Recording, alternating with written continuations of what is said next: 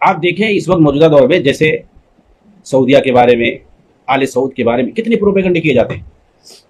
ان کے کام کچھ ہیں اور سعودیہ کے حالات کچھ ہیں. جو لوگ وہاں جاتے ہیں کچھ زیادہ نہیں، وہاں رہنے وہنے کی بات نہیں کر رہا ہوں، جو حج عمرہ ہی کرنے جاتے ہیں انہی لوگوں سے آئے، ان سے پوچھ لو، گواہی لے لو. سعودیہ میں ہر سال لاکھوں لوگ مسلمان ہوتے ہیں. اب بتائیے یہ لوگ اتنا برا بتاتے ہیں سعودی کو، مثال میں بتا رہا ہوں. ہمارے خیال ان لوگوں کی نگاہوں میں نا وہی سیم وہی لوگ، یہی شیعہ رافضی اور ان کی جتنے ہمنوا ہیں بدعتیوں میں سے، جتنے جو ہے گمراہوں اور بدعتیوں میں سے ان شیعوں اور رافضیوں کے ہمنوا، یہ سارے لوگ ایسے ہی آج جو ہے سعودیہ کے خلاف بولتے ہیں. وہاں بھائی لاکھوں لوگ ہر سال مسلمان ہوتے ہیں، باہر سے آنے والے. وہاں جتنے باہر سے لوگ آتے ہیں کام کرنے، ٹور پہ آتے ہیں، چاہے یورپ امریکہ کے ہو یا ایشیا کے کسی بھی ملک سے ہو، افریقہ کے ہوں، سارے لوگ لاکھ سے زیادہ لوگ اسلام لاتے ہیں. کیوں اسلام لاتے ہیں؟ وہاں دین کی تبلیغ ہوتی ہے، قرآن اور حدیث کی تبلیغ ہوتی ہے.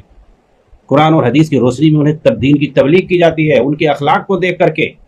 اور وہ جو دین کو صحیح سے سمجھاتے ہیں. کون ایسا ملک ہے بتاؤ؟ سعودی کے اندر 2 پیرالل تبلیغی سینٹرز اور مراکز چلتے ہیں. ایک خود جو ہے سعودی جو عربی ہوتے ہیں وہ لوگ چلاتے ہیں، اور ایک جالیات ہیں جو باہر کے لوگ ہوتے ہیں مختلف زبانوں میں وہاں چلاتے ہیں، دعوت کا کام کرتے ہیں.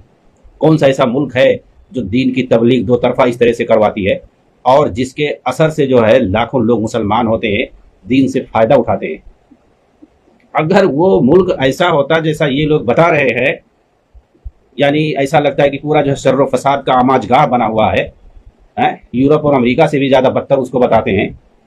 اگر اتنا بدتر اور بیکار ملک ہوتا تو لوگ جو ہے اس کو دیکھ کر کے کافر ہو، اور جو وہاں مسلمان ہیں وہ سب کافر ہو جائیں گے، یا جو وہاں دیکھ کے آئیں گے اور برا کہیں گے.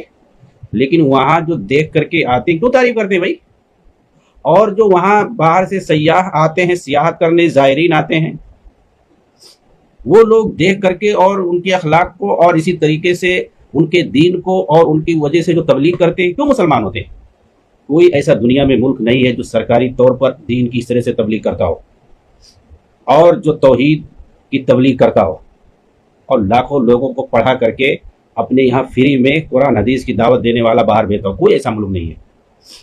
قرآن اور اس کا ترجمہ دنیا کے جو 56 زبانوں میں کروا کر کے تفسیر کروا کے پوری دنیا میں کروڑوں کی تعداد میں فری میں بانٹتا ہو. اور حدیث کا بھی سینٹر کھولا گیا ہے مدینہ کے اندر اسی طریقے سے، بالکل وہاں بھی کام ہو رہا ہے، بڑے پیمانے پہ کام ہو رہا ہے. یہ سب کیوں کر رہے ہیں لوگ؟ یہ سب چھپایا جاتا ہے. چنانچہ جیسے سعودی اور آل سعود کے بارے میں صرف جھوٹا پروپیگنڈا کیا جاتا ہے، جو حقیقت ہے اس کو چھپایا جاتا ہے، سیم اسی طریقے سے بنو امیہ کے بارے میں ان کے جو اچھے کارنامے ہیں، ان کے یہاں کوئی شرک نہیں تھا، کوئی بدعت نہیں، وہ صرف قرآن اور حدیث کی تبلیغ کرتے تھے. پوری دنیا میں جہاں وہ گئے انہوں نے توحید کا جھنڈا گاڑا، عربی کلچر وہاں پھیلا دیا. نبی صلی اللہ علیہ وسلم کی جو تہذیب اور جو آپ کا کلچر تھا پوری دنیا میں اسے عام کر دیا، اور وہ جہاں گئے اسلام کا جھنڈا لہرا دیا. ان کے پاس توحید، قرآن اور سنت کے علاوہ کچھ نہیں تھا. اسی لیے یہ لوگ ان کے خلاف پروپیگنڈا کرتے ہیں. اہل بیت سے محبت یہ جھوٹا پروپیگنڈا ہے، صرف ایک ڈھونگ ہے. اس کی آڑ میں یہ لوگ صحابہ کو آپس میں ایک دوسرے کا دشمن بنا کر کے پیش کرتے ہیں.